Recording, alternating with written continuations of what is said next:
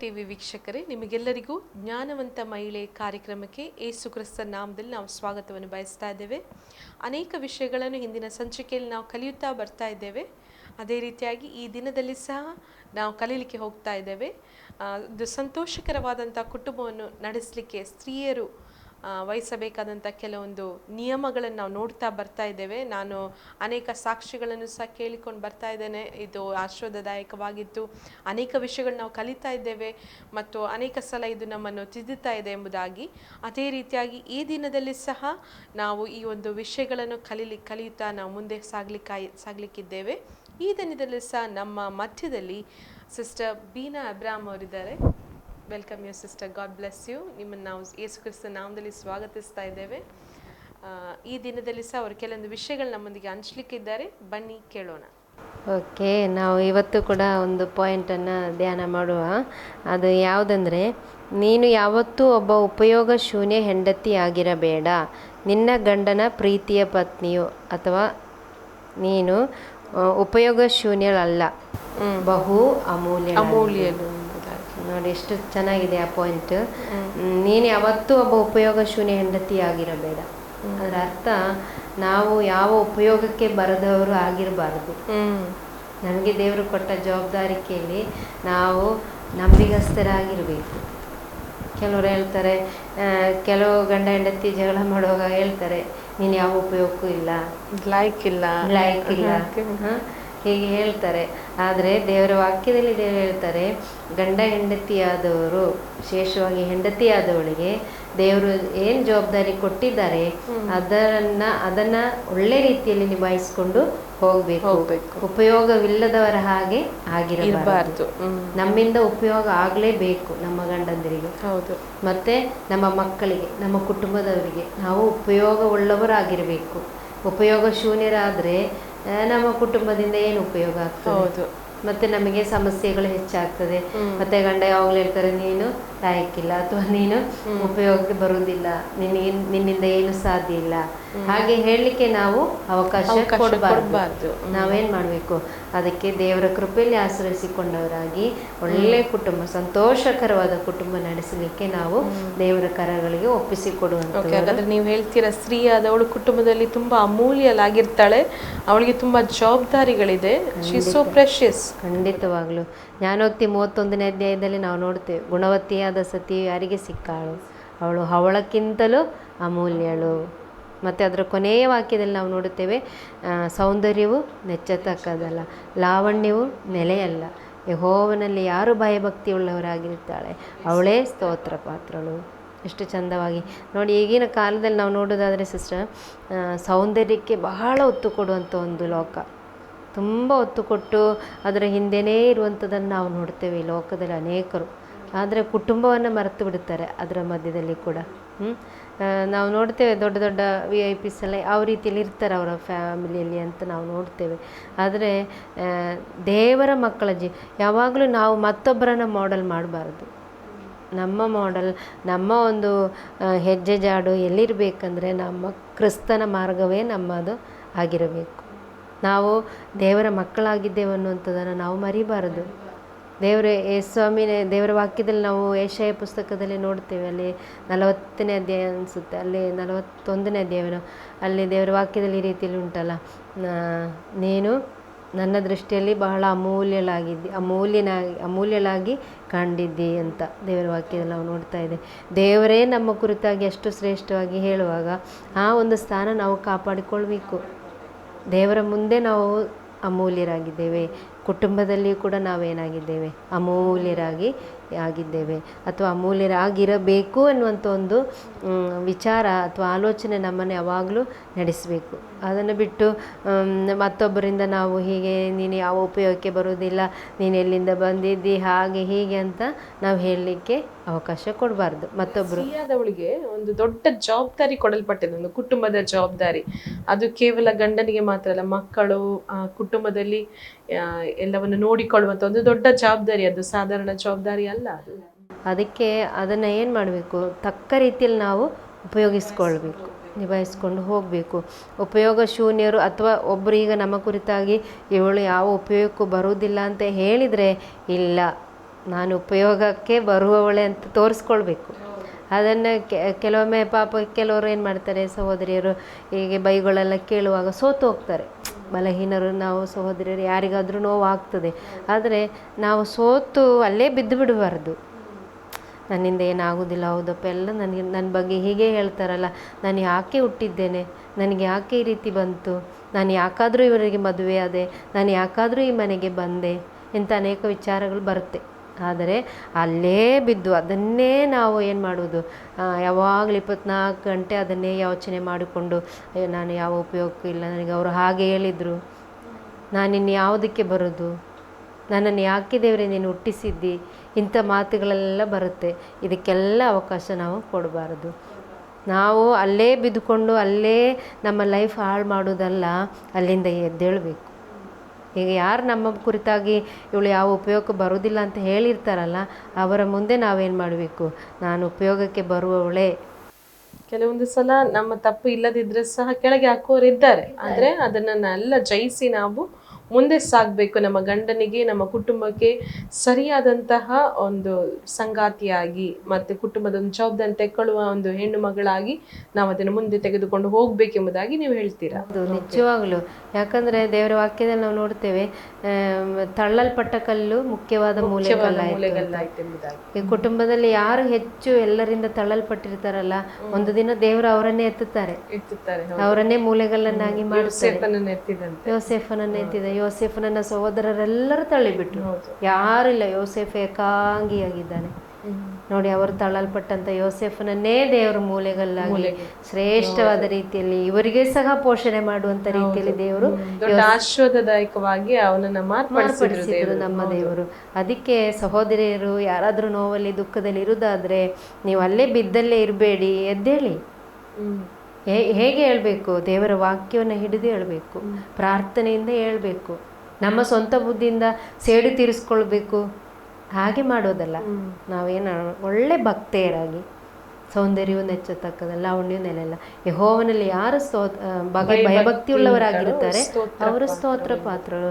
ನಾಳೆ ನಿನ್ನ ಗಂಡನೇ ನಿನ್ನ ಬಗ್ಗೆ ಹೊಗಳ್ತಾರೆ, ನನ್ನ ಹೆಂಡತಿ ಪರವಾಗಿಲ್ಲ ಹೇಳಬೇಕು ಅಂತ ಒಂದು ಪರಿಸ್ಥಿತಿಗೆ ನಾವು ತರುವಂಥವರು. ನಮ್ಮ ಜೀವಿತವನ್ನು ನಾವು ತಿದ್ದುಕೊಳ್ಬೇಕು. ನಾವು ಉಪಯೋಗರಲ್ಲ, ಯಾವ ಇದಕ್ಕೂ ಬರೋದಿಲ್ಲ ಅಂತ ಹೇಳಿದರೆ ನಾವು ಅದನ್ನೇ ಮನಸ್ಸಲ್ಲಿ ಇಟ್ಕೊಳ್ಳೋದಲ್ಲ. ದೇವರೇ ನನಗೆ ಅವರನ್ನು ಕ್ಷಮಿಸಲಿಕ್ಕೆ ಕೃಪೆ ಕೊಡು. ಹಾಗೆ ನಾವು ಪ್ರಾರ್ಥನೆ ಮಾಡಬೇಕು ನಿಜವಾಗ್ಲೂ. ಯಾಕಂದರೆ ದೇವರ ಬಯಸುವಂಥದ್ದು ನಮ್ಮ ಕುಟುಂಬ ಯಾವಾಗಲೂ ಗಂಡ ಹೆಂಡತಿ ಮಕ್ಕಳ ಮಧ್ಯದಲ್ಲಿ, ವಿಶೇಷವಾಗಿ ಗಂಡ ಹೆಂಡತಿ ಮಧ್ಯದಲ್ಲಿ ಪ್ರೀತಿ, ಐಕ್ಯತೆ, ಅನ್ಯೋನ್ಯತೆ ಇರಬೇಕನ್ನುವಂಥದ್ದೇ ದೇವರ ಚಿತ್ತ. ಹೌದು. ಅದಕ್ಕೆ ವಿರೋಧವಾಗಿ ಯಾವುದಾದ್ರೂ ಒಂದು ರೀತಿಯಲ್ಲಿ ನಾವು ಸೈತಾನನಿಗೆ ಅವಕಾಶ ಕೊಟ್ಟರೆ ನಮ್ಮ ಜೀವಿತಕ್ಕೆ ಅದು ತುಂಬ ಕೇಡು ತರುವಂಥದ್ದಾಗಿರುತ್ತದೆ. ಒಂದು ವೇಳೆ ನಾವು ಅಂಥ ಒಂದು ತಪ್ಪು ಮಾಡಿರೋದಾದರೆ ನಾವು ದೇವರ ಹತ್ರ ಕ್ಷಮೆ ಕೇಳಿ, ನಮ್ಮ ಕುಟುಂಬದವ್ರ ಹತ್ರ ಅಥವಾ ಗಂಡನ ಹತ್ರ ಕ್ಷಮೆ ಕೇಳಿ ನಾವು ಸಂತೋಷವಾಗಿ ಹೋಗುವಾಗ ಸೈತಾನನೇ ನಾಚಿಕೆ ಪಡ್ತಾನೆ. ಇವರ ವಿರುದ್ಧ ಎಷ್ಟೇ ನಾನು ಪ್ರಯತ್ನ ಪಟ್ಟರು, ಮಾನಗಳನ್ನು ಬಿಟ್ಟರು ಸಹ ಇವರು ಯೇಸುವಿನ ಒಂದು ದಯೆಯಿಂದ ಅಥವಾ ಯೇಸುವಿನ ಪ್ರೀತಿಯಿಂದ ಅವ್ರ ಮುಂದೆ ಹೋಗ್ತಾ ಇದ್ದಾರೆ. ಹೌದು, ಸೈತಾನ ನಾಚಿಕೆ ಪಡ್ತಾನೆ. ಅಥವಾ ಯಾರು ಇವರ ನಮ್ಮ ಗಂಡ ಹೆಂಡತಿ, ಈಗ ಕುಟುಂಬದವರೇ ಇರ್ಬೋದು, ನೆರೆಹೊರೆಯವರೇ ಇರ್ಬೋದು, ಇವರ ಮುಂದೆ ಹೇಗೆ ಹೋಗ್ತಾರೆ ನೋಡುವಂತ ಹೇಳುವಂಥವ್ರು ಇರ್ಬೋದು. ಆದರೆ ಅವರ ಮಧ್ಯದಲ್ಲಿ ಅವರೇ ನಾಚಿಕೆ ಪಡುವ ಹಾಗೆ ನಾವೇನು ಮಾಡೋದು, ಜೀವಿಸಿ ತೋರಿಸ್ಕೊಡ್ಬೇಕು. ಯಾವಾಗ ನಾವು ಒಂದು ಉಪಯೋಗ ಶೂನ್ಯರಾಗಿ ನಾವು ಇರಲೇಬಾರದು. ಅಂದರೆ ಗಂಡನ ಪ್ರೀತಿಗೆ ಪಾತ್ರಳಾದ ನೀನು ಬಹಳ ಅಮೂಲ್ಯಳಾಗಿದ್ದಿ. ಗಂಡನ ಪ್ರೀತಿಗೆ ಪಾತ್ರಳು ನೀನೇ, ಮತ್ತೊಬ್ಬರಲ್ಲ. ಆ ಪ್ರೀತಿಯನ್ನು ಸಂಪಾದಿಸ್ಕೊಳ್ಳಿಕ್ಕೆ ನಾವು ಪ್ರಯತ್ನ ಪಡಬೇಕು. ನಾವು ಅದನ್ನು ಕಳ್ಕೊಳ್ಬಾರದು. ಅದನ್ನು ಕಳ್ಕೊಳ್ಳಿಕ್ಕೆ ಬಹಳ ಸುಲಭ. ಗಂಡನ ಪ್ರೀತಿ ಕಳ್ಕೊಳ್ಳೋದಂದರೆ ಬಹಳ ಸುಲಭ. ಆದರೆ ಅದನ್ನು ಮತ್ತೆ ಮತ್ತೆ ಮತ್ತೆ ಪ್ರಯಾಸಪಟ್ಟು ಪ್ರಯತ್ನಪಟ್ಟು ಅದನ್ನು ನಾವು ಸಂಪಾದಿಸ್ಕೊಳ್ಬೇಕು. ಕೆಲವರು ಕೇಳ್ಬೋದು, ಹಾಗಾದ್ರೆ ಗಂಡನ ಹತ್ರ ಏನು ತಪ್ಪಿಲ್ವಾ ಅಂತ. ಗಂಡನ ಹತ್ರ ಇಲ್ಲ ಅಂತ ನಾವು ಹೇಳೋದಲ್ಲ, ಅವರು ಕೂಡ ತಪ್ಪು ಮಾಡುವಂಥವರೇ ಆಗಿರ್ತಾರೆ. ಆದರೆ ನಾವು ಸರಿ ಇದ್ದರೆ ನಮ್ಮ ಗಂಡಂದಿರು ಸರಿಯಾಗ್ತಾರೆ. ನಾವು ಯಾವತ್ತೂ ಯಾವ ಒಂದು ನಮ್ಮನ್ನೇ ನಾವು ಕೀಳಾಗಿ ನೋಡಬಾರ್ದು. ನನಗೇನು ಉಪಯೋಗ ಇಲ್ಲ, ನನಗೇನು ಬರೋದಿಲ್ಲ, ನನಗೆ ಜ್ಞಾನ ಇಲ್ಲ, ನನಗೆ ಮಾತನಾಡುವಂಥ ಶಕ್ತಿ ಇಲ್ಲ, ಮಾತನಾಡುವ ಜ್ಞಾನ ಇಲ್ಲ, ಹೀಗೆಲ್ಲ ಅಂದ್ಕೊಳ್ಬಾರ್ದು. ಕೆಲವೊಮ್ಮೆ ನಾವು ಸುಮ್ಮನೆ ಇರಬೇಕಾದ ಜಾಗದಲ್ಲಿ ಸುಮ್ಮನೆ ಇರಬೇಕು, ಅದು ಬೇರೆ ವಿಷಯ. ಆದರೆ ನಾವು ಯಾವ ರೀತಿಯಲ್ಲಿ ನಮ್ಮ ಗಂಡನನ್ನು ಮೆಚ್ಚಿಸಲಿಕ್ಕೆ ಪ್ರಯಾಸ ಪಡಲಿಕ್ಕಾಗ್ತದೋ, ಎಷ್ಟು ಪ್ರಯಾಸ ಪಡಲಿಕ್ಕಾಗ್ತದೋ ಅಷ್ಟು ನಾವು ಅವರನ್ನು ಮೆಚ್ಚಿಸಲಿಕ್ಕೆ ಪ್ರಯಾಸ ಪಡುವಂಥವರು ಆಗಿರಬೇಕು. ಹಾಗಾದರೆ ನಮ್ಮ ಕುಟುಂಬ ಒಳ್ಳೆ ರೀತಿಯಲ್ಲಿ ಮುಂದೆ ಹೋಗಲಿಕ್ಕೆ ಸಾಧ್ಯ ಆಗ್ತದೆ. ಆಮೇಲೆ ನಾವು ನೋಡಿದ್ದೇವೆ, ನಾವು ಬಹಳ ಅಮೂಲ್ಯರಾಗಿದ್ದೇವೆ, ನಾವು ಸಾಧಾರಣ ಜನರಲ್ಲ ಅಲ್ವಾ? ನಾವು ದೇವರ ದೃಷ್ಟಿಯಲ್ಲಿ ಕೂಡ ಅಮೂಲ್ಯರು, ಕುಟುಂಬದ ದೃಷ್ಟಿಯಲ್ಲಿ ಸಹ ನಾವು ಅಮೂಲ್ಯರು. ಯಾಕೆಂದ್ರೆ ಆ ಇಡೀ ಕುಟುಂಬವನ್ನು ಸರಿದೂಗಿಸಿಕೊಂಡು ಹೋಗುವುದು ಅದು ಸುಲಭದ ಕೆಲಸ ಅಲ್ಲ. ಯಾಕೆಂದ್ರೆ ಕೆಲವೊಂದು ಕುಟುಂಬಗಳಲ್ಲಿ ತಂದೆ ತಾಯಿಗಳಿರ್ತಾರೆ, ಅಥವಾ ಅತ್ತೆ ಮಾವ ಇರ್ತಾರೆ, ಕೆಲವೊಂದ್ಸಲ ಮಕ್ಕಳು, ಅವರ ಈಗ ಅಂತ ಕುಟುಂಬ ನೋಡ್ಲಿಕ್ಕೆ ಸಾಧ್ಯ ಇಲ್ಲ. ಆದ್ರೆ ಅಟ್ಲೀಸ್ಟ್ ಅತ್ತೆ ಮಾವ ಆದ್ರೂ ಇರ್ತಾರೆ. ಎಲ್ಲವನ್ನು ಸರಿದೂಗಿಸಿಕೊಂಡು ಅವ್ರು ಹೋಗ್ಬೇಕಾದ್ರೆ ಅದು ಸುಲಭದ ಕೆಲಸ ಅಲ್ಲ. ಅದೇ ಅದಕ್ಕೆ ಎಲ್ಲ ನಮ್ಮಿಂದ ಎಷ್ಟಾಗ್ತದೆ ಎಲ್ಲರನ್ನ ಪ್ರೀತಿಯಲ್ಲಿ ಇಟ್ಟುಕೊಳ್ಳಿಕ್ಕೆ, ಎಷ್ಟು ನಮ್ಮ ಕೈಯಿಂದ ಸಾಧ್ಯ ಆಗ್ತದೆ, ಏನೇನು ಮಾಡ್ಲಿಕ್ಕಾಗ್ತದೆ ಎಲ್ಲವನ್ನ ನಾವು ಮಾಡಲಿಕ್ಕೆ ಸಿದ್ಧರಾಗಿರಬೇಕು. ನಾವು ಒಂದು ವೇಳೆ ಮಾಡಿದರೂ ಕೂಡ ಕೆಲವರು ತಪ್ಪು ಹೇಳುವಂಥವ್ರು ಇರ್ತಾರೆ. ನಾವು ಒಳ್ಳೇದು ಮಾಡಿದರೂ ನಮ್ಮ ಮೇಲೆ ತಪ್ಪು ಹೊರಿಸುವಂಥವ್ರು ಇರ್ತಾರೆ. ಆದರೆ ನಾವು ಅದಕ್ಕೆಲ್ಲ ಕಿವಿ ಕೊಡೋದು ಬೇಡ. ಕೆಲವೊಮ್ಮೆ ನಮಗೆ ನೋವಾಗ್ತದೆ, ನಾನೇನು ತಪ್ಪು ಮಾಡಲಿಲ್ಲ ಆದರೂ ಇವರು ಹೀಗೆ ಮಾಡಿದ್ರಲ್ಲ ಅಂತೇಳಿ ನಮಗೇನಾಗ್ತದೆ, ನೋವಾಗ್ತದೆ. ಆಗ ನಾವೇನು ಮಾಡೋಣ, ದೇವರ ಪಾದ ಹಿಡಿಯೋಣ. ನಾನು ಅದೇ ಮೊದಲು ಹೇಳಿದ ಪ್ರಕಾರ ಯೇಸು ಕ್ರಿಸ್ತನೇ ನಮ್ಮ ಮಾಡೆಲ್ ಆಗಿರಬೇಕು. ಯೇಸು ಸ್ವಾಮಿಗೆ ಯಾರಾದರೂ ಯಾವ ತಪ್ಪು ಮಾಡಿದರೆ, ಯೇಸು ಸ್ವಾಮಿ ಯಾವ ತಪ್ಪು ಮಾಡಲಿಲ್ಲ, ಎಷ್ಟೋ ಹಿಂಸೆ ಪಟ್ಟರು, ಎಷ್ಟೋ ಪರಿಹಾಸ್ಯಕ್ಕೆ ಅಪಹಾಸ್ಯಕ್ಕೆ ಒಳಗಾದ್ರು ಅವರು. ಯಾವ ತಪ್ಪು ಮಾಡದಿರೋ ಯೇಸು ಸ್ವಾಮಿ ಮೇಲೆ ಅಷ್ಟು ಅಪಹಾಸ್ಯ, ನಿಂದೆ, ಎಂತೆಂತೆಲ್ಲ ಮಾತು, ಹೊಗಳುವಿಕೆ ಎಲ್ಲ ಮಾಡಿದ್ರು. ಯೇಸು ಸ್ವಾಮಿ ಸಹಿಸ್ಕೊಳ್ಳಿಲ್ವ? ಯೇಸುವಿನ ಮಕ್ಕಳಾದ ನಾವು ಕೂಡ ಏನು ಮಾಡೋಣ, ಸಹಿಸ್ಕೊಂಡು ಮುಂದೆ ಹೋಗ್ಬೇಕು. ಹಾಗಾದರೆ ಮಾತ್ರ ಸಂತೋಷಕರವಾದ ಕುಟುಂಬ ನಡೆಸಲಿಕ್ಕೆ ಸಾಧ್ಯ ಆಗ್ತದೆ. ಯಾಕಂದರೆ ಕುಟುಂಬ ಅನ್ನುವಾಗ ಎಲ್ಲರಿಗೂ ಒಂದೇ ಅಭಿಪ್ರಾಯ ಇರುವುದಿಲ್ಲ. ನನಗೊಂದು ಅಭಿಪ್ರಾಯ ಆದರೆ ನನ್ನ ಗಂಡನಿಗೆ ಮತ್ತೊಂದು, ಮತ್ತೆ ಅಲ್ಲ ಅಪ್ಪ ಅಮ್ಮನಿಗೆ, ಅತ್ತೆ ಮಾವನಿಗೆ, ಎಲ್ಲ ಬೇರೆಯವರಿಗೆ, ಎಲ್ಲರಿಗೆ ಬೇರೆ ಬೇರೆ ಅಭಿಪ್ರಾಯ. ಇವನ್ ಮಕ್ಕಳಿಗೆ ಕೂಡ ಬೇರೆ ಬೇರೆ ಅಭಿಪ್ರಾಯ ಇರ್ಬೋದು. ಆದರೆ ಬೇರೆ ಬೇರೆ ಅಭಿಪ್ರಾಯ ಇದ್ದರೂ ಕೂಡ ನಾವೇನು ಮಾಡೋಣ, ಸರಿ ನಿಮ್ಮ ಅಭಿಪ್ರಾಯ ನೋಡುವ, ಕೇಳುವ, ಹೇಳಿ, ನನ್ನ ಅಭಿಪ್ರಾಯ ನಾನು ಹೇಳ್ತೇನೆ, ಮಕ್ಕಳ ಹತ್ರ ಕೇಳಿ ಅವರ ಅಭಿಪ್ರಾಯ, ಇದು ಎಲ್ಲವನ್ನು ಒಟ್ಟುಗೂಡಿಸ್ಕೊಂಡು, ಈಗ ಯಾರಾದರೂ ಹೇಳಿದ ಅಭಿಪ್ರಾಯದಲ್ಲಿ ಏನಾದರೂ ತಪ್ಪುಗಳು ಹೆಚ್ಚು ಕಡಿಮೆ ಇದ್ದರೆ ನೋಡು, ಅದು ಬೇಡ, ಹಾಗಾದರೆ ಅದನ್ನು ಬಿಟ್ಟು ಬಿಡೋಣ, ಅದನ್ನು ಕುಳಿತುಕೊಂಡು ನಾವು ಚರ್ಚೆ ಮಾಡೋದ್ರ ಮುಖಾಂತರ ಅದನ್ನು ಸಾಲ್ವ್ ಮಾಡ್ಕೊಳ್ಬೋದು. ಈಗ ಇವತ್ತಿನ ಒಂದು ಕುಟುಂಬ ಸಮಸ್ಯೆ ಮೇನ್ ಕಾರಣ ಏನಂದರೆ ಸಿಸ್ಟರ್, ಯಾರು ಕುತ್ಕೊಂಡು ಮಾತಾಡಲಿಕ್ಕೆ ತಯಾರಿಲ್ಲ. ಎಲ್ಲ ಬಿಸಿ ಲೈಫೇ ಆಗ್ಬಿಟ್ಟಿದೆ. ಈಗ ಎಲ್ಲರ ಕೈಲಿ ಮೊಬೈಲ್ ಬಂದ್ಬಿಟ್ಟಿದೆ. ಮಕ್ಕಳ ಕೈಲಿ ಮೊಬೈಲು, ತಂದೆ ತಾಯಿಗಳ ಕೈಲಿ ಮೊಬೈಲು, ಅಜ್ಜಿ ಕೈಯಲ್ಲಿ ಮೊಬೈಲು, ಎಲ್ಲರ ಕೈಲಿ ಮೊಬೈಲ್ ಬಂದ್ಬಿಟ್ಟಿದೆ. ಕುತ್ಕೊಂಡು ಮಾತಾಡ್ಲಿಕ್ಕೆ ಸಮಯ ಇಲ್ಲ. ಹೌದು, ಅದೇ ದೇವರ ಮಕ್ಕಳು, ದೇವ ಭಕ್ತರ ಕುಟುಂಬದಲ್ಲಿ ದೇವರು ಬಯಸುವಂಥದ್ದು ನಾವು ಪರಸ್ಪರ ಮಾತಾಡ್ಕೊಳ್ಬೇಕು. ಮನಸ್ಸು ಬಿಟ್ಟು, ಹೃದಯ ಬಿಟ್ಟು, ಓಪನ್ ಆಗಿ ಎಲ್ಲರೂ ಮಾತಾಡಬೇಕು, ಕುತ್ಕೊಳ್ಬೇಕು. ಸಂತೋಷವಾಗಿ ನಾವು ಒಬ್ಬರನ್ನೊಬ್ಬರು ಪ್ರೀತಿಸಿ, ನಮ್ಮ ಹೃದಯದಲ್ಲಿರುವಂಥ ಆಲೋಚನೆಗಳು, ಸಂತೋಷಗಳು, ಕೆಲವೊಂದು ಒಳ್ಳೆಯ ತಮಾಷೆ ವಿಚಾರಗಳು ಎಲ್ಲ ನಾವು ಮಾತಾಡ್ಕೊಳ್ಬೇಕು, ಸಂತೋಷವಾಗಿರಬೇಕು. ಇದನ್ನು ಬಿಟ್ಟು ಗಂಡ ಒಂದು ಕಡೆ, ಹೆಂಡತಿ ಒಂದು ಕಡೆ, ಮಕ್ಕಳು ಮತ್ತೊಂದು ಕಡೆ ಆಗಿರಲಿಕ್ಕೆ ದೇವರು ಬಯಸೋದೇ ಇಲ್ಲ. ಅದಕ್ಕೆ ನಾವು ಪ್ರಾರಂಭದಿಂದ ಒಂದು ಕುಟುಂಬ ದೇವರು ಕಟ್ಟುವಾಗ ಪ್ರಾರಂಭದಿಂದ ಕೊನೆಯ ನಮ್ಮ ಉಸಿರು ಯಾವಾಗ ಹೋಗ್ತದಲ್ಲ ಆ ಕ್ಷಣದವರೆಗೆ ಏನು ಆಗಿರಬೇಕು, ಪರಸ್ಪರ ನಾವು ಒಬ್ಬರನ್ನೊಬ್ಬರು ಅರ್ಥ ಮಾಡಿಕೊಂಡು ಪ್ರೀತಿಪೂರ್ವಕವಾಗಿ ಮನಸ್ಸು ಬಿಟ್ಟು ಹೃದಯ ತೆರೆದು ಮಾತನಾಡುವಂಥವ್ರಾಗಿರ್ಬೇಕು. ಹಾಗಿದ್ರೆ ಮಾತ್ರ ನಮಗೆ ಒಳ್ಳೆ ಕುಟುಂಬ ನಡೆಸಲಿಕ್ಕೆ ಸಾಧ್ಯ ಆಗ್ತದೆ. ನಾವು ಬಹಳ ಅಮೂಲ್ಯರೆಂಬುದಾಗಿ ನಾವು ಮರಿಬಾರದು. ಅದೇ ನಮ್ಮ ಒಂದು ಬೆನ್ನೆಲುಬಾಗಿರಬೇಕು. ನಾವು ಸೋತ್ರ ಪರವಾಗಿಲ್ಲ, ನಾನು ಎಲ್ಲಿ ಸೋತಿದ್ದೇನೆ ನಾನು ಅಲ್ಲಿಂದ ಎದ್ದೇಳ್ತೇನೆ. ನನ್ನ ದೇವರು ಇರಬೇಕು, ನನ್ನ ದೇವರು ನನ್ನನ್ನು ಬಲಪಡಿಸ್ತಾರೆ. ನಾನು ತೋರಿಸ್ತೇನೆ ಇವರಿಗೆ, ನಾನು ತೋರಿಸ್ತೇನೆ ಅಂತ ಹೇಳಿದ್ರೆ ನಾನು ನಾಳೆ ಮೊಯ್ ತೀರಿಸ್ತೇನೆ, ಹಾಗಲ್ಲ.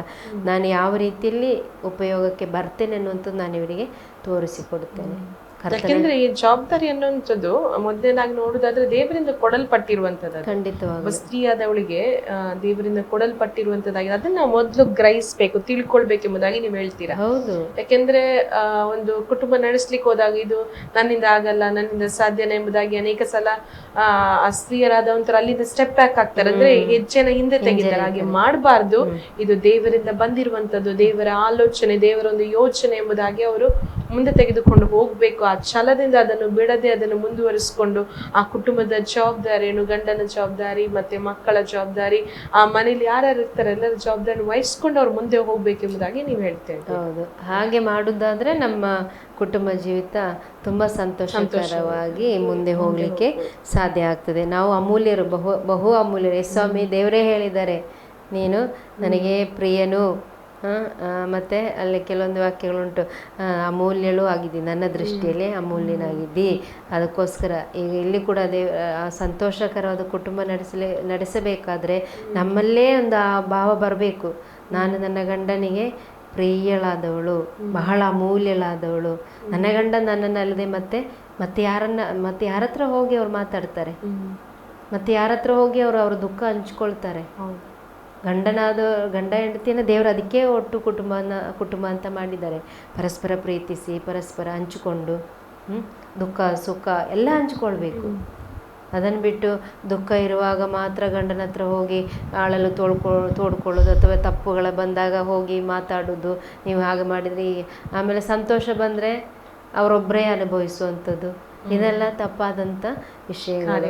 ಹೌದು. ಅದಕ್ಕೆ ಕುಟುಂಬ ಅಂತ ಹೇಳಿದರೆ ಈಗ ನಾವು ನೋಡ್ತೇವೆ, ಈ ಎತ್ತಿನ ಗಾಡಿ ಎಲ್ಲ ಹಳೆ ಕಾಲದಲ್ಲಿ ಇತ್ತಲ್ಲ, 2 ಎತ್ತುಗಳು ಒಟ್ಟಿಗೆ ಹೋದರೆ ಮಾತ್ರ ಅದು ಸರಿಯಾದ ದಾರಿಯಲ್ಲಿ ಹೋಗ್ತದೆ. ಒಂದು ಆಚೆಗೆ ಒಂದು ಈಚೆಗೆ ಹೋದರೆ ಗಾಡಿ ಹೋಗುವುದಿಲ್ಲ ಮುಂದೆ. 2 ಒಟ್ಟಿಗೆ ಹೋದರೆ ಮಾತ್ರ ಅಲ್ಲಿ ಅದು ಸಕ್ಸಸ್ ಆಗ್ತದೆ. ಇಲ್ಲದೆ ಹೋದರೆ ಒಂದು ಆಚೆಗಳಿತ್ತು, ಒಂದು ಈಚೆಗಳಿತ್ತು, ಮಧ್ಯದಲ್ಲಿ ಬಿದ್ದು ಹೋಗ್ತದೆ. ಅದಕ್ಕೋಸ್ಕರ ಕುಟುಂಬ ಕಟ್ಟಿರುವಂಥದ್ದು ದೇವರು. ನಾವು ಪರಸ್ಪರ ಏನಾಗಬೇಕು, ಪ್ರೀತಿಸಿ ನಾವು ನಮ್ಮ ವಿಷಯಗಳನ್ನು ಶೇರ್ ಮಾಡಿಕೊಂಡು, ದುಃಖ ಸುಖ ಎಲ್ಲ ಶೇರ್ ಮಾಡಿಕೊಂಡು ಸಂತೋಷವಾಗಿ ನಾವು ಮುಂದೆ ಹೋಗಬೇಕು ಎನ್ನುವಂಥದ್ದೇ ದೇವರ ಒಂದು ಚಿತ್ತವಾಗಿದೆ. ಅದಕ್ಕೋಸ್ಕರ ನಾವೇನು ಮಾಡೋಣ, ಆದಷ್ಟು ನಾವೇನು ಮಾಡೋಣ, ನಮ್ಮನ್ನು ಕೀಳಾಗಿ ನಾವು ಕಾಣಬಾರದು. ಮತ್ತೊಬ್ಬರು ನಮ್ಮ ಬಗ್ಗೆ ಏನಾದರೂ ಹೇಳಲಿ ತೊಂದರೆ ಇಲ್ಲ, ಆದರೆ ನಾವೇನು ಮಾಡಬೇಕು, ನಾನು ನನ್ನ ಕರ್ತನ ದೃಷ್ಟಿಯಲ್ಲೂ ಅಮೂಲ್ಯಳೆ, ನನ್ನ ಗಂಡನಿಗೂ ನಾನು ಅಮೂಲ್ಯಳೆ ಆಗಿದ್ದೇನೆ. ನಾನು ಅನಿಸ್ತೇನೆ ಆಗಾಗ ಈ ಹೆಣ್ಣು ಮಕ್ಳು ಹೇಳ್ತಾ ಇರ್ಬೇಕು, ಐ ಆಮ್ ಪ್ರೆಷಿಯಸ್ ಎಂಬುದಾಗಿ. ನಾನು ಅಮೂಲ್ಯರು, ನಾನು ದೇವರ ದೃಷ್ಟಿಯಲ್ಲಿ ಅಮೂಲ್ಯಲಾಗಿದ್ದೇನೆ ಎಂಬುದಾಗಿ ಅವರು ಹೇಳ್ತಾ ಇರುವುದಾದ್ರೆ ಅವ್ರು ಖಂಡಿತ ಆ ರಾಂಗ್ ಸ್ಟೆಪ್ ಅನ್ನು ತೆಗೆದುಕೊಳ್ಳಿಕ್ಕೆ ಸಾಧ್ಯ ಇಲ್ಲ. ಇದು ನನ್ನ ಜವಾಬ್ದಾರಿ ಎಂಬುದಾಗಿ ಆ ಒಂದು ನಿಟ್ಟಿನಲ್ಲಿ ಅವರು ಮುಂದೆ ಸಾಗ್ಲಿಕ್ಕೆ ಸಾಧ್ಯತೆ ಇದೆ. ಹೌದೌದು. ಯಾಕಂದ್ರೆ ನಮ್ಮ ಬಾಯಿಂದ ನಾವೇನ್ ಮಾತಾಡುತ್ತೇವೆ ಅದೇ ನಡೆಯುತ್ತೆ. ಜೀವನ ಮರಣಗಳು ವಶ ಎಂಬುದಾಗಿ ಜ್ಞಾನೋಕ್ತಿಯಲ್ಲಿ ಹೇಳ್ತದೆ. ಹೌದು.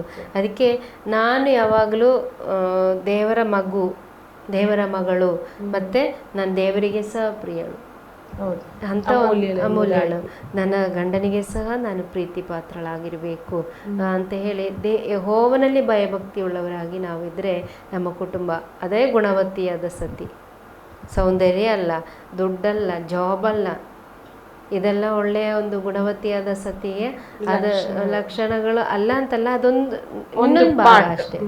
ಮೇನ್ ಪಾರ್ಟ್ ಯಾವುದು, ದೇವರಲ್ಲಿ ಭಯಭಕ್ತಿ ಇರುವಂಥದ್ದು. ಮತ್ತದೆಲ್ಲ ನೆಕ್ಸ್ಟ್ ಹಿಂದೆ ಬರುವಂಥದ್ದೇ ಅದಲ್ಲ. ಈಗ ನಾವು ಅದಕ್ಕೋಸ್ಕರವೇ ಪ್ರಯಾಸಪಟ್ಟು ನಮ್ಮ ಕುಟುಂಬವನ್ನು ಕಳ್ಕೊಳ್ಳೋದಕ್ಕಿಂತ ನಾವೇನು ಮಾಡೋಣ, ಆದಷ್ಟು ದೇವರ ಭಯಭಕ್ತಿಯಲ್ಲಿ ಕರ್ತನ ಕೃಪೆಯಲ್ಲಿ ಆಶ್ರಯಿಸಿಕೊಂಡು ಈ ಒಂದು ರೀತಿಯ ವಿಚಾರಗಳು ನಮ್ಮನ್ನು ಆಳ್ವಿಕೆ ಮಾಡಿ ದೇವರ ವಾಕ್ಯವನ್ನು ನಮ್ಮ ಹೃದಯದಲ್ಲಿ ತುಂಬಿಸಿ, ದೇವರ ವಾಕ್ಯವನ್ನು ನೀವು ಹೇಳಿದ ಹಾಗೆ ಬಾಯಿಂದ ನಾವು ಅರಿಕೆ ಮಾಡಿಕೊಂಡು ಪ್ರತಿ ದಿವಸ ನಾವು ಜೀವಿಸುವುದಾದರೆ ನಮ್ಮ ಕುಟುಂಬದಲ್ಲಿ ಸಂತೋಷ ಉಂಟಾಗ್ತದೆ. ಹೇಳಿದ ಹಾಗೆ ಅದೊಂದು ಪಾರ್ಟ್ ಎಂಬುದಾಗಿ, ಅಂದ್ರೆ ಆ ಒಂದು ಕೆಲವರು ಕೆರಿಯರ್ ವಿಷಯದಲ್ಲಿ ನನ್ನ ಒಂದು ಕೆರಿಯರ್ ಅನ್ನ ನೋಡ್ಕೊಳ್ಬೇಕೆಂಬುದಾಗಿ ಅನೇಕ ಸಲ ಕುಟುಂಬವನ್ನ ಅವ್ರು ನೆಗ್ಲೆಕ್ಟ್ ಮಾಡ್ತಾರೆ. ಯಾಕೆಂದ್ರೆ ಅದು ಸಹ ಇಂಪಾರ್ಟೆಂಟೇ, ಆದ್ರೆ ಅದೇ ರೀತಿಯಾಗಿ ಮುಖ್ಯತ್ವವನ್ನು ನಾವು ಕುಟುಂಬಕ್ಕೆ ಸಹ ಕೊಡ್ಬೇಕು ಎಂಬುದಾಗಿ ನೀವು ಹೇಳ್ತೀರಾ. ಅದು ಒಂದು ರೀತಿಯಲ್ಲಿ ನೀವು ಕೆರಿಯರ್ ಅನ್ನೇ ನೀವು ಮೇಲೆ ಎತ್ಕೊಂಡು ನೋಡೋದಾದ್ರೆ ನೀವು ಕುಟುಂಬವನ್ನ ಕೆಳಗಾಗ್ತಾ ಇದ್ದೀರಾ. ಅದು ದೇವರ ಯೋಚನೆ ಆಗಿದೆ. ಮೊದಲು ನೀವು ಕುಟುಂಬವನ್ನ ಸರಿಯಾದ ರೀತಿಯಲ್ಲಿ ನೋಡಿಕೊಳ್ಳುವುದಾದ್ರೆ ಹೋಗೋದಾದ್ರೆ ಮತ್ತೆ ನಿಮ್ಮ ಏನೇ ಕಾರ್ಯಗಳಿರ್ಲಿ, ಅದು ಕೆರಿಯರ್ ಆಗಿರ್ಲಿ ಅಥವಾ ಏನೇ ನಿಮ್ಮದೊಂದು ಒಂದು ಗುರಿ ಆಗಿರ್ಲಿ ಅಥವಾ ಗೋಲ್ ಆಗಿರ್ಲಿ, ಅದರ ಕಡೆಗೆ ನಿಮ್ಮ ಗಮನವನ್ನು ನೀವು ಸಂತೋಷವಾಗಿ ಕೊಡ್ಬೋದು ಎಂಬುದಾಗಿ ನೀವು ಹೇಳ್ತಾ ಇದ್ದೀರಾ. ಕುಟುಂಬ ಎನ್ನುವಂಥದ್ದು ಮೊದಲು, ಮತ್ತೆ ಬರುವಂತದ್ದು ನಿಮ್ಮ ಕೆರಿಯರ್ ಅಥವಾ ನಿಮ್ಮ ಕೆಲಸ ಅಥವಾ ನೀವು ಏನ್ ಮಾಡ್ಬೇಕೆಂಬುದಾಗಿದ್ದೀರಾ ಅದು ಎಂಬುದಾಗಿ ನೀವು ಹೇಳ್ತಾ ಇದ್ದೀರಾ. ಹಾಗಿದ್ರೆ ನೀವು ಹೇಳಿದಾಗೆ ನಾವು ಮೊದಲು ಕುಟುಂಬಕ್ಕೆ ಪ್ರಾಮುಖ್ಯತೆ ಕೊಡೋದಾದ್ರೆ ನಾನು ಉಪಯೋಗಕ್ಕೆ ಬರುವುದಿಲ್ಲ ಅನ್ನೋ ವಿಚಾರ ನಮ್ಮಲ್ಲಿ ಬರುವುದೇ ಇಲ್ಲ. ಅದಕ್ಕೆ ನಾವು ಯಾವಾಗಲೂ ಏನು ಮಾಡೋಣ, ನನ್ನ ಗಂಡ ನನ್ನನ್ನು ಪ್ರೀತಿಸ್ತಾನೆ ಅನ್ನೋ ನಂಬಿಕೆ ನಮಗೆ ಬರಲಿ. ಆ ಒಂದು ನಂಬಿಕೆ ಯಾರಲ್ಲಿ ಇರುತ್ತೆ ಅದು ಆಗಿದ್ರೆ ಮಾತ್ರ ಅವರ ಪ್ರೀತಿ ನಮಗೆ ತಿಳ್ಕೊಳ್ಳಿಕ್ಕಾಗ್ತದೆ. ಒನ್ ವೇ ಆದರೆ ಆಗೋದಿಲ್ಲ. ಅವರು ಪ್ರೀತಿ ಮಾಡ್ತಾ ಇರ್ತಾರೆ, ನಾವು ಆಚೆಗೆ ಪ್ರೀತಿ ತೋರಿಸ್ಬೇಕು. ಹೌದು, ಆದರೆ ಮಾತ್ರ ಎರಡು ಒಟ್ಟಿಗೆ ಹೋಗ್ತದೆ. ಇಲ್ಲ ಅವರು ಈಚೆ ಪ್ರೀತಿ ಮಾಡ್ತಾ ಇದ್ರೆ ನಾನು ಯಾವಾಗಲೂ ಸಿಟ್ಟು ಮಾಡ್ಕೊಳ್ಳೋದು, ನಾನು ಯಾವಾಗಲೂ ದೂರ ಹೇಳೋದು, ನಾನು ಯಾವಾಗಲೂ ನನಗೆ ತೃಪ್ತಿನೇ ಇಲ್ಲ ಯಾವುದರಲ್ಲಿಯೂ, ಎಲ್ಲದಕ್ಕೂ ತಪ್ಪು ಹೇಳ್ಕೊಳ್ಳುವಂಥದ್ದು, ಹೀಗೆಲ್ಲ ಇದ್ದರೆ ಅವರಿಗೆ ಖುಷಿ ಆಗ್ತದ? ಅವಾಗ ಅವ್ರು ಹೇಳ್ತಾರೆ ನೀನು ಯಾವ ಉಪಯೋಗಕ್ಕೂ ಬರೋದೇ ಇಲ್ಲ. ಅದಕ್ಕೆ ಹೆಂಡತಿ ಆದವಳಿಗೆ ದೇವರು ಒಳ್ಳೆಯ ಒಂದು ಬಹಳ ಪ್ರಾಮುಖ್ಯವಾದ ಜವಾಬ್ದಾರಿ ಕೊಟ್ಟಿದ್ದಾರೆ. ನಾವು ಯಾವಾಗಲೂ ಬಹಳ ಅಮೂಲ್ಯರು ಎನ್ನುವಂಥ ವಿಷಯ ನಾವು ಮರಿಬಾರದು. ನಾವು ನೋಡಿ ಅದಕ್ಕೆ ತುಂಬ ಉದಾಹರಣೆಗಳು ದೇವರ ಭಕ್ತಿಯರ ಜೀವಿತದಲ್ಲಿ ಸತ್ಯವೇದದಲ್ಲಿ ನಾವು ನೋಡಲಿಕ್ಕೆ ಸಾಧ್ಯ ಆಗ್ತದೆ. ಎಸ್ತೇರ್ ರಾಣಿಯ ಜೀವಿತ ನೋಡಿ, ಅಷ್ಟು ದೊಡ್ಡ ಪದವಿಯಲ್ಲಿದ್ದವಳು, ದೇವರ ಒಂದು ಕಾರ್ಯಕ್ಕೋಸ್ಕರ ಅವಳ ಮುಂದೆ ದೇವರನ್ನು ನಿಲ್ಲಿಸಿ ಅರಸ, ಅವಳ ಗಂಡ ಸರಿ ಅರಸ, ಅದೇ ಆ ಒಂದು ಕೋಲು ಅವಳಿಗೆ ಅಲ್ಲಿ ತೋರಿಸದಿದ್ರೆ ಅವಳ ಜೀವ ಹೋಗ್ತದೆ. ಹೌದು, ಅದನ್ನೆಲ್ಲ ಅವಳು ಮರೆತು ಅವಳಲ್ಲಿ ಹೋಗಿದ್ದಾಳಲ್ಲ, ಅದು ಕೂಡ ಒಂದು ಅವಳು ಮೊದಲು ಅವಳು ದೇವರಿಗೆ ಸ್ಥಾನ ಕೊಟ್ಟಿದ್ದಕ್ಕಾಗಿ ಗಂಡನ ಪ್ರೀತಿಗೆ ಅವಳು ಪಾತ್ರಳಾಗ್ತದೆ. ಒಂದು ವೇಳೆ ಎಸ್ತೇರಳು ದೇವರನ್ನು ಬಿಟ್ಟು ನಾನು ಹೇಗೂ ಇಷ್ಟು ದೊಡ್ಡ ಸ್ಥಾನದಲ್ಲಿದ್ದೇನಲ್ಲ, ನೋಡಿ ಎಸ್ತೇರಳಿಂದ ನಾವು ತುಂಬ ಕಲಿಬೇಕು. ಎಷ್ಟು ತಗ್ಗಿಸುವಿಕೆ, ಎಷ್ಟೊಂದು ಭಯಭಕ್ತಿ ದೇವರಲ್ಲಿ. ಅಷ್ಟು ದೊಡ್ಡ ಪದವಿಯಲ್ಲಿದ್ದರೂ ಕೂಡ ಗಂಡನನ್ನು ತಿರಸ್ಕರಿಸಲಿಲ್ಲ, ದೇವರನ್ನ ಬಿಡಲಿಲ್ಲ, ಬಂಧು ಬಳಗದವರು ತನ್ನನ್ನು ಸಾಕಿದಂಥ ಮೊರ್ದೆಕಾಯಿಯನ್ನು ಅವಳು ಮರೀಲಿಲ್ಲ. ನಾವು ಏನಾಗಿರ್ಬೇಕಂದ್ರೆ ಎಷ್ಟೇ ನಾವು ದೊಡ್ಡವರಾದರೂ ಕೂಡ ನಾವು ನಮ್ಮ ಸ್ವಂತ ಬುದ್ಧಿಯಿಂದ ನಾವು ದೊಡ್ಡವರಾಗೋದಲ್ಲ, ದೇವರೇ ನಮ್ಮನ್ನೊಂದು ಸ್ಥಾನಕ್ಕೆ ನಡೆಸುವಂಥದ್ದು. ಮತ್ತು ನಮ್ಮ ಕುಟುಂಬದವರ ಕೂಡ ಪ್ರೋತ್ಸಾಹ ಇರುತ್ತೆ ಅದರ ಹಿಂದೆ. ನಮ್ಮ ಸ್ವಂತ ಬುದ್ಧಿಯಿಂದ ನಾವೇನು ಸಂಪಾದಿಸಲಿಕ್ಕೆ ಸಾಧ್ಯ ಆಗೋದಿಲ್ಲ. ಅದಕ್ಕೋಸ್ಕರ ದೇವರ ಮೇಲೆ ಭಯಭಕ್ತಿ ಉಳ್ಳವರಾಗಿ ನಾವೇನು ಮಾಡೋಣ, ನಮ್ಮ ಗಂಡನನ್ನು ಪ್ರೀತಿಸೋಣ. ಮೊದಲು ನಾವು ದೇವರಿಗೆ ಸ್ಥಾನ ಕೊಟ್ಟರೆ ಇದೆಲ್ಲ ಸರಿ ಆಗ್ತದೆ. ನಾವು ಅವರು ನಮ್ಮ ಬಗ್ಗೆ ತಿಳ್ಕೊಳ್ತಾರೆ, ಹೌದು ನನ್ನ ಹೆಂಡತಿ ತುಂಬ ಅಮೂಲ್ಯಳಾಗಿದ್ದಾಳೆ, ನನಗೆ ಬೇಕಾದದನ್ನೆಲ್ಲ ಮಾಡ್ತಾ ಇದ್ದಾಳೆ, ಅವಳು ಎಲ್ಲನ ತಿಳ್ಕೊಂಡು ಏನೇನು ಬೇಕೆಲ್ಲ ತಿಳ್ಕೊಂಡು ಮಾಡ್ತಾಳೆ. ಇವತ್ತಿನ ಲೋಕದಲ್ಲಿ ನಾವು ನೋಡೋದಾದರೆ ಗಂಡನಿಗೆ ಬೇಕಾದರೆ ನೀವು ಮಾಡ್ಕೊಳ್ಳಿ, ನಾನು ಮಾಡ್ಕೊಳ್ಳಿ,